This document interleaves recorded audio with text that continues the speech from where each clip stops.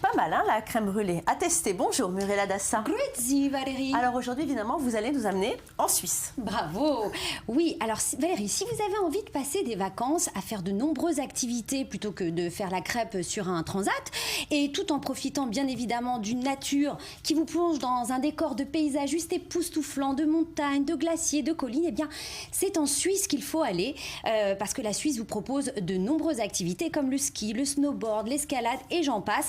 Des vacances très très actives, mais des vacances qui vont vous permettre de vivre de nouvelles expériences. Comment vous dire que j'ai eu un véritable coup de cœur pour la Suisse, d'une part pour toutes ces activités insolites que la Suisse nous propose, mais aussi au vu de ces paysages extraordinaires qui vous offrent une bouffée d'oxygène, d'énergie, d'air frais, et non pas parce que vous auriez mangé ce fameux bonbon en plante qui vous rafraîchit en ayant dit Schlüsselschlaft.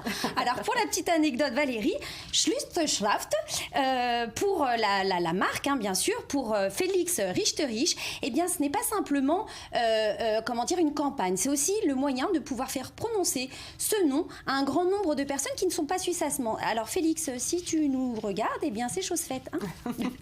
Alors, justement, quand on parle de la Suisse, maintenant, on se rappellera de ce fameux bonbon là dont vous venez de nous parler. On pense à un personnage emblématique, c'est la petite Heidi. Exactement, la jolie petite Heidi. Alors, si vous avez envie de découvrir le monde de Heidi, il faut aller à Mainfield, qui est une commune suisse du canton des Grisons, et où l'écrivaine Johanna Spyri a eu l'idée, bien évidemment, d'écrire ses romans de Heidi, un classique de la littérature infantile. Avec ses livres, en fait, Johanna Spyri a créé une image très romantique, très proche de la nature de la Suisse, et encore aujourd'hui très largement répandue. Et dans le village de Heidi, vous allez pouvoir revivre l'histoire de la joyeuse petite orpheline.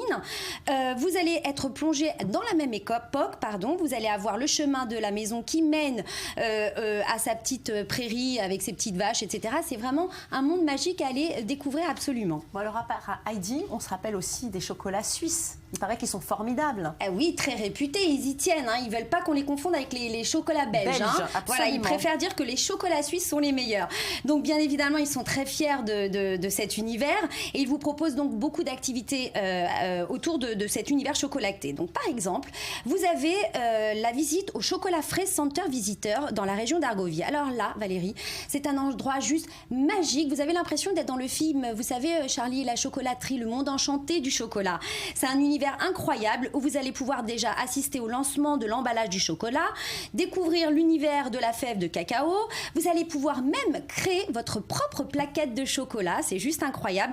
C'est un moment de fascination à l'état pur. Et deuxième endroit, vous pouvez prendre le train du chocolat dans la région de Fribourg et là vous allez voyager exclusivement dans une voiture première classe authentique Pullman, belle époque de 1915, et vous allez passer par Montreux, sur la Riviera suisse, par Braux, et vous allez donc à la découverte de ce fameux et traditionnel chocolat suisse au lait. Donc au programme vous avez des projections de films, une visite de chocolat, une dégustation, mais vous allez aussi par ce train passer par Gruyère, hein, bien évidemment, qui a donné son nom à la région et à ce célèbre et fameux fromage.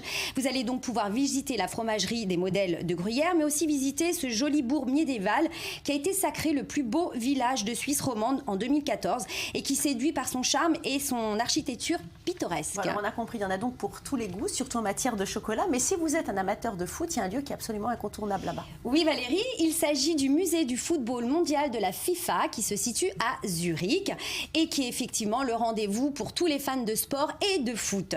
Donc là, ce musée rend un bel hommage au sport collectif le plus populaire. Il retrace l'histoire passionnante du football international ainsi que son développement en revenant sur les grands tournois et en montrant de quelle façon le football influence et enrichit même la vie de monsieur tout le monde. Vous avez tout un univers de multimédia et interactif sur une surface de 3000 mètres et vous avez plein d'activités autour du foot. Oui, alors vous pouvez donc aller visiter ce musée. Il y a aussi la FIFA qui est installée là-bas, donc à Zurich. Et puis si vous allez à Nyon, là-bas, il y a un autre organe dirigeant du football. Il s'agit de l'UEFA. Alors, autre chose à visiter là-bas, dans la sous aucun prétexte, c'est le pavillon de glace. Oui, magnifique. Alors, comment vous dire?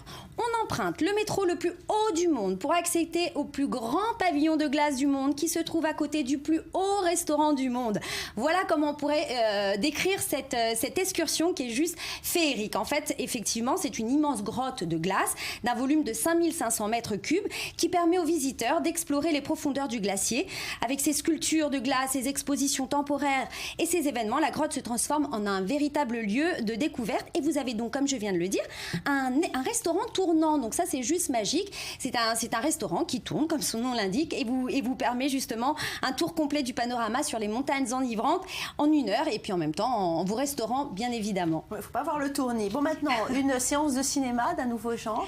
Oui, oh là là, ça me fait rêver, moi, Valérie, vous savez. Il s'agit de Cinébad à Berne, qui allie effectivement bien-être et cinéma. Donc en fait, le lieu abrite une grande piscine avec un lit hydromassant, c'est juste magique à voir, des jets massants, divers saunas ainsi qu'un hammam.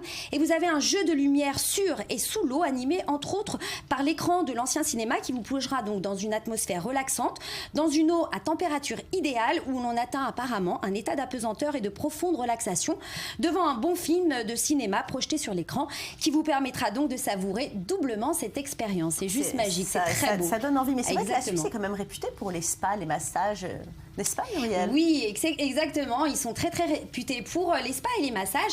Mais moi, je vais vous proposer une nouvelle activité incontournable à faire en Suisse parce que vous pourrez la trouver qu'en Suisse.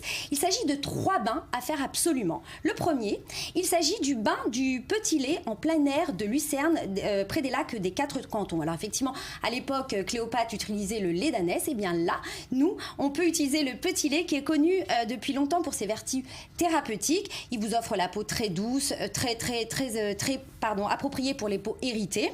Et vous allez pouvoir donc faire ce bain en plein air au pied de la cabane d'alpage Gersny, au pied du Tilis, qui est un lieu idéal pour profiter pleinement du calme au rythme de la nature et admirer le lac Lungern des 4 cantons dont l'eau est extrêmement pure et dont la température peut atteindre 23 degrés, idéal pour la baignade. Le deuxième, c'est un bain dans une cuve à bière qui associe la distraction et la convivialité qui est une expérience inoubliable. En fait, on va vous tremper dans un bain moussant et vous allez pouvoir aussi guérir vos articulations et également votre gosier avec les robinets. Il faut juste avec modération. Et le dernier qui vous offre une vue spectaculaire sur le mont Dialvo-Leza qui est un bain bouillonnant à 41 degrés.